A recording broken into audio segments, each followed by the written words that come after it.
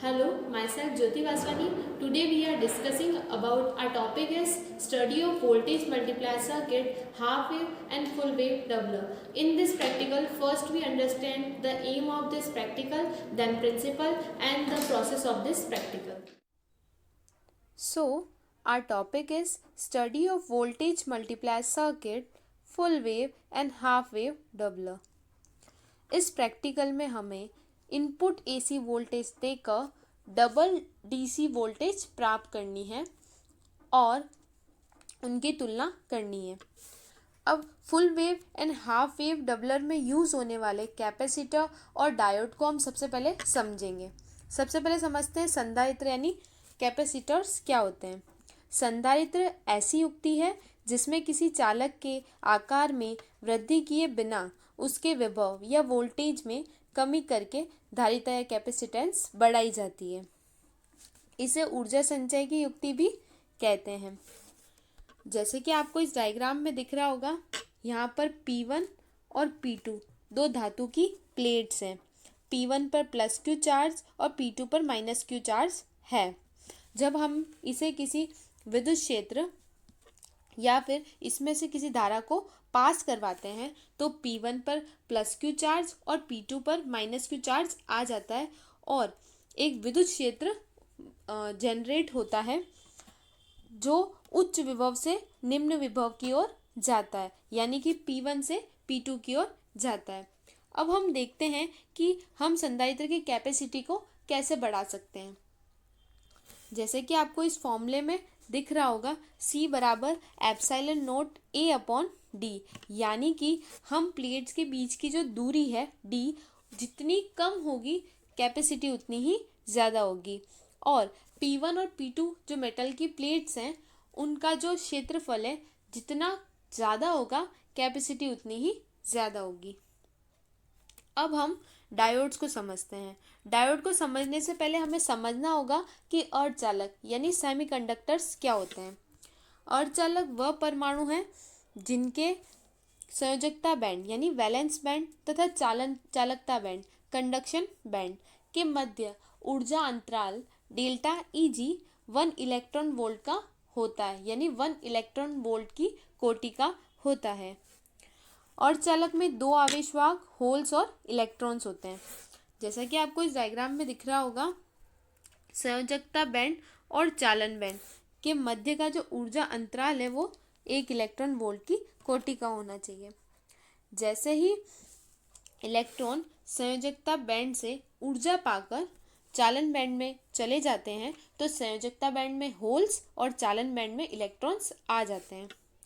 अर्धचालक भी दो प्रकार के होते हैं, P प्रकार के और N प्रकार के। P प्रकार के अर्धचालक, जब नेज अर्धचालक वो अर्धचालक होते हैं जिन्हें हम शुद्ध अर्धचालक मानते हैं, जैसे कि जर्मेनियम और सिलिकॉन में त्रिसंयोजित तत्व जैसे कि एल्यूमिनियम, बोरोन, इंडियम, गैलियम की अशुद्धि मिलाई जाए तो प्राप्त जो अर्धचालक होता है उसे P प्रकार का अर्धचालक कहते हैं। P प्रकार के अर्धचालक में होल्स की संख्या ज़्यादा होती है। अब हम N प्रकार के अर्धचालक, जब नेज अर्धचालक जर्मेनियम या सिलिकॉन में पंचम वर्ग के तत्व जैसे आर्सेनिक, एंटीमनी, फास्फोरस आदि मिलाए जाएं तो प्राप्त जो अर्धचालक होता है उसे N प्रकार का अर्धचालक कहते हैं। और N प्रकार के अर्धचालक में इलेक्ट्रॉन्स की संख्या ज़्यादा होती है। अब हम समझते हैं कि डायोड्स क्या होते हैं। जब P प्रकार के अर्धचालक को N प्रकार के अर्धचालक से जोड़ दिया जाए तो उनकी संपर्क सतह पर पीएन संधि तथा इस प्रकार जो बनी युक्ति होती है उसे पीएन संधि डायोड्स कहते हैं। जैसे कि आपको इस डायग्राम में दिख रहा होगा, ये P टाइप के अर्धचालक और ये N टाइप के अर्धचालक है। जब इन्हें साथ में लाते हैं तो ये जो संधि होती है इसे पीएन संधि डायोड्स कहते हैं। यहाँ पर P प्रकार के अर्धचालक में होल्स की संख्या ज़्यादा होती है और N प्रकार के अर्धचालक में इलेक्ट्रॉन्स की संख्या ज़्यादा होती है। जब हम इन्हें साथ में लाते हैं तो इलेक्ट्रॉन्स होल्स की तरफ बढ़ने लगते हैं, जिससे एक अवक्षय परत का निर्माण होता है जहाँ पर आवेश उदासीन हो जाता है और धारा N से P की ओर बहने लगती है। डायोड्स को इस प्रतीक के द्वारा दर्शाया जाता है, जिसमें P ट्रायंगल P को दर्शाता है, लाइन N को दर्शाती है। अब हम देखते हैं कि PN डायोड दिष्टकारी यानी रेक्टिफिकेशन में कैसे यूज आते हैं। पहले समझते हैं रेक्टिफिकेशन क्या होता है यानी दिष्टकरण क्या होता है। वह प्रक्रिया जिसके द्वारा AC को DC में यानी अल्टरनेटिव करंट को डायरेक्ट करंट में, अल्टरनेटिव करंट जिसका परिणाम और दिशा समय के साथ बदलते हैं और DC करंट जिनकी दिशा नहीं बदलती है में परिवर्तित किया जाता है, उसे दिष्टकरण कहते हैं। इस हेतु काम में ली जाने वाली युक्ति को दिष्टकारी कहते हैं। ये भी दो प्रकार के होते हैं, half wave voltage doubler and full wave voltage doubler. अब समझते हैं ये दोनों क्या होता है। इसे समझने से पहले हम समझते हैं कि संधारित्र में संचित ऊर्जा यानी चार्जिंग या फिर उसमें ऊर्जा कैसे संचित होती है।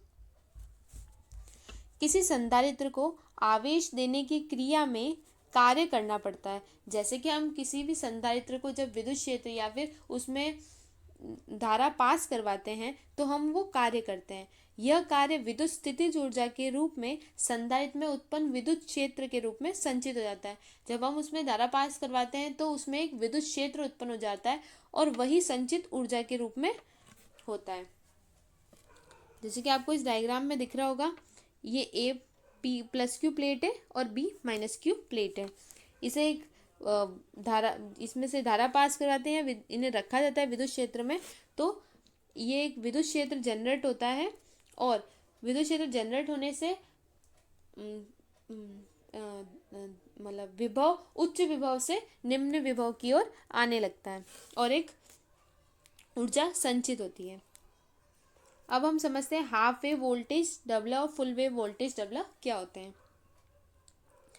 हाफ वेव वोल्टेज डबलर और फुल वेव वोल्टेज डबलर में सबसे पहला अंतर तो ये है कि हाफ वेव में AC करंट के सिर्फ एक पार्ट का ही DC में कन्वर्ट होती है, जबकि फुल वेव में दोनों ही पार्ट DC में कन्वर्ट हो जाते हैं यानी दिष्ट धारा में कन्वर्ट हो जाते हैं। यहाँ पर A और B AC इनपुट है यानी यहाँ से हम इनपुट धारा यानी AC इनपुट वोल्टेज यहाँ पर देते हैं, जिससे वह रेजिस्टेंस से होकर कैपेसिटर में जाती है। यहाँ पर कैपेसिटर चार्ज होता है और फिर वो धारा दोनों डायोड्स में जाती है और फिर कैपेसिटर C2 कैपेसिटर चार्ज होता है। यहाँ पर C1 और C2 के कारण यहाँ पर 2 वोल्ट यानी डबल वोल्टेज हमें यहाँ पर प्राप्त होता है, जिससे हम रेजिस्टेंट यानी लोड रेजिस्टेंट पे हम DC आउटपुट प्राप्त करते हैं। यहाँ पर C2 और लोड रेजिस्टेंट दोनों ही पैरेलल में है, तो दोनों पर वोल्टेज होगा वो सेम रहेगा, इसलिए हम लोड रेजिस्टेंस पर वोल्टेज नाप लेते हैं और इस प्रकार हमें AC इनपुट वोल्टेज देने पर डबल DC आउटपुट वोल्टेज प्राप्त होता है। ध्यान रहे कि AC इनपुट जो वोल्टेज है उसे 1.414 से मल्टीप्लाई करने के बाद ही हमें उसका डबल प्राप्त होगा। अब हम फुल वेव वोल्टेज डबलर के बारे में देखते हैं।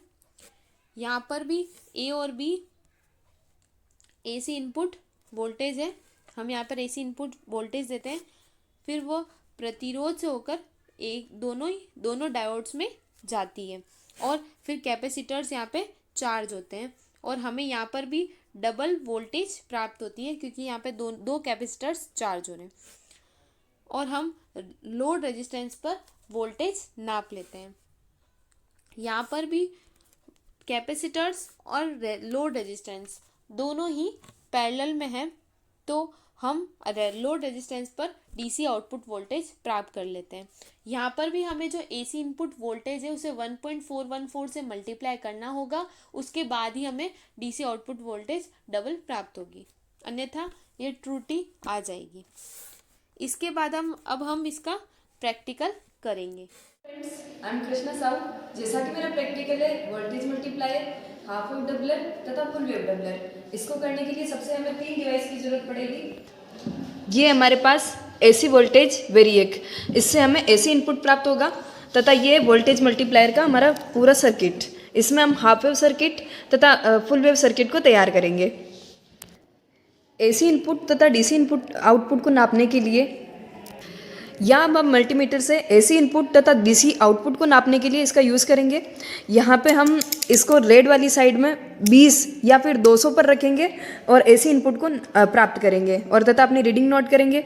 और इसी के साथ इधर ब्लैक की साइड जाएंगे, 20 या फिर 200 पर नोक को रखेंगे तथा डीसी आउटपुट को नोट करेंगे। एसी वोल्टेज वेरिएक के अंदर हम ये ध्यान रखेंगे कि इसकी जो नोक है वो सबसे लो पॉइंट पर रहे, बिल्कुल लो के ऊपर, ताकि हमें करंट का झटका नहीं लगे तथा सर्किट को हम पहले ऑफ रखेंगे ताकि हमें करंट के झटके लगने के चांसेस बिल्कुल कम हो। तथा ये जो इसके 2 इनपुट पॉइंट है उनमें हम दोनों को अलग अलग 2 वायर से एक्स्ट्रा और जोड़ेंगे ताकि ये पॉइंट जो है हमसे दूर रहे और हमारे पास जो इनपुट पॉइंट है उनके पास हमारा हाथ नहीं रहे। अब हम एसी वोल्टेज वेरिएक के अंदर से हमें एसी प्राप्त हो रही है, उसको नापने के लिए हमें कितनी प्राप्त हो रही है, सबसे लो लेवल की प्राप्त करने के लिए हम सर्किट को ऑन करेंगे तथा इनपुट पॉइंट को हम इनपुट के अंदर लगाएंगे तथा यहाँ से हम एसी वोल्टेज को नापने के लिए मल्टीमीटर का यूज़ करेंगे। अब हम मल्टीमीटर से एसी वोल्टेज वेरिएक से कितनी इनपुट प्राप्त हो रही है इसको नापने के लिए हम इसको या तो एसी वाली साइड से 20 या फिर 200 पर रखेंगे। तो हम यहाँ 20 पर सेट करते हैं तथा हमारी रीडिंग हम नोट करते हैं। अब हम मल्टीमीटर के दोनों पॉइंट को हटाकर अब हमारे हाफ वेव सर्किट को प्राप्त करने के लिए हम हाफ वेव सर्किट को तैयार करते हैं। यहाँ रेजिस्टेंस तथा दूसरा कैपेसिटर। कैपेसिटर के एक पॉइंट को हम D1 डायोड D1 के P जंक्शन से जोड़ेंगे तथा कैपेसिटर के उसी पॉइंट को हम डायोड D2 के N जंक्शन से जोड़ेंगे। अब D1 तथा D2 डायोड के समांतर क्रम में कैपेसिटर लगा हुआ है, उसके एक पॉइंट को हम लोड रेजिस्टेंस के फर्स्ट पॉइंट से जोड़ेंगे तथा दूसरे पॉइंट को हम दूसरे लोड रेजिस्टेंस के दूसरे पॉइंट से जोड़ेंगे। और इस प्रकार तैयार है हमारा हाफ वेव डबलर का सर्किट तैयार है।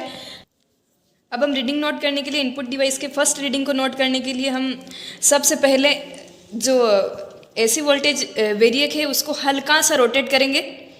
इतना हल्का करना है ताकि इसकी वोल्टेज बहुत कम प्राप्त हो। अब हम इसको नापने के लिए मल्टीमीटर का यूज़ करेंगे। एसी की तरफ रखेंगे तथा हमारी फर्स्ट रीडिंग हम नोट कर लेंगे। इसको स्थिर होने तक हम इसको देखते रहेंगे और फिर हम हमारी रीडिंग 15 या 20 सेकेंड के बाद नोट कर लेंगे। पूरा सही करते हैं। अब हम इनपुट को नापने के पश्चात हम मल्टीमीटर का यूज़ डीसी आउटपुट को नोट करने में करेंगे तथा दोनों पॉइंट का यूज़ करेंगे। अब हम इसको मल्टीमीटर को डीसी पर सेट करेंगे 20 या फिर 200। अब हम हाफ वेव डबलर की फर्स्ट रीडिंग जिस तरह से अभी नोट की थी उसी तरह से हम नोक को बहुत हल्का हल्का सा आगे चलाते हुए 4 रीडिंगें नोट कर लेंगे तथा हमारी हाफ वेव की सारणी तैयार हो जाएगी। हाफ वेव सर्किट में हमने जैसा कि वोल्टेज मल्टीप्लायर सर्किट में देखा था, रेजिस्टेंस तथा कैपेसिटर जुड़ा हुआ है, हमने सेम यही जोड़ा है इधर तथा डायोड D1 तथा D1 तथा D2 जुड़ा हुआ है। इसी के समांतर क्रम में कैपेसिटर लगाए तथा इसी के समांतर क्रम में हमने लोड रेजिस्टेंस को ऐड किया तथा यहाँ से हम डीसी आउटपुट प्राप्त कर रहे हैं। निवेशी वोल्टता के अंदर हम एसी इनपुट जो हम लगा रहे हैं वो हम सबसे पहली रीडिंग रखेंगे 10 वोल्ट के ऊपर। 10 वोल्ट पे हमने फर्स्ट रीडिंग नोट की तथा हम एसी को डीसी में प्राप्त करने के लिए सबसे पहले हम एसी का हमें Vrms का मान चाहिए होता है तथा Vrms बराबर होता है V इनपुट इंटू √2 या फिर V इनपुट इंटू 1.414। तो हमने गुणा करने के बाद जो हमें वैल्यू प्राप्त हुई है तथा डीसी पर हम उसको डबल कर लेंगे, 2 से गुना करेंगे तो जस्ट हम देख पा रहे हैं कि ये इसकी जस्ट डबल हो जाती है।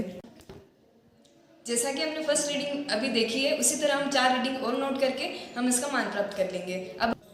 अब हमारा हाफ वेव सर्किट की जो रीडिंग थी वो कंप्लीट हो चुकी है। अब हमें फुल वेव के लिए प्राप्त करने के लिए सबसे पहले हमें एक बहुत सावधानी रखनी चाहिए कि हमें जो कैपेसिटर चार्ज हुआ था उसको डिस्चार्ज करने की ज़रूरत है, इसलिए इसको कुछ सेकंड के लिए हम ऐसा छोड़ देते हैं।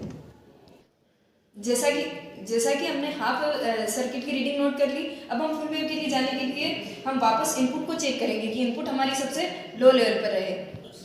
अब हम हाफ वेव डबलर की रीडिंग नोट करने के पश्चात अब हम फुल वेव की तरफ जाएंगे, तो हम हमारी उसी रीडिंग से वापस कंटिन्यू करेंगे। चूँकि अब हम फुल वेव डबलर का सर्किट बनाने जाएंगे, तो उसके लिए हमें सबसे पहले कॉपी में समझ लेते हैं। रेजिस्टेंस के आगे जो फर्स्ट पॉइंट है उसको हम पहले डायोड में ऐड करेंगे D1 में, तथा उसके बाद हम के पश्चात जो डायोड है D4 से कनेक्ट करेंगे।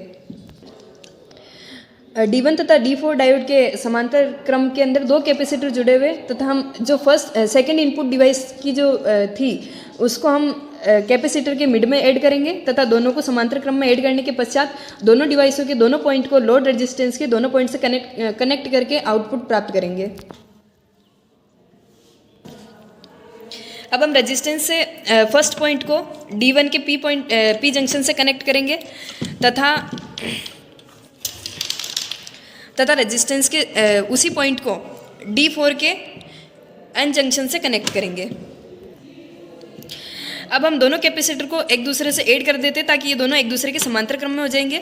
अब जो हमारे पास डायोड थे, डायोड के लिए हम जो कैपेसिटर का जो सेकंड पॉइंट है उसको लोड रेजिस्टेंस के फर्स्ट पॉइंट से कनेक्ट करेंगे, तथा कैपेसिटर का जो दूसरा पॉइंट था उसको लोड रेजिस्टेंस के दूसरे पॉइंट से कनेक्ट करेंगे, और ये हमारा सर्किट फुल वेव डबलर के लिए तैयार है।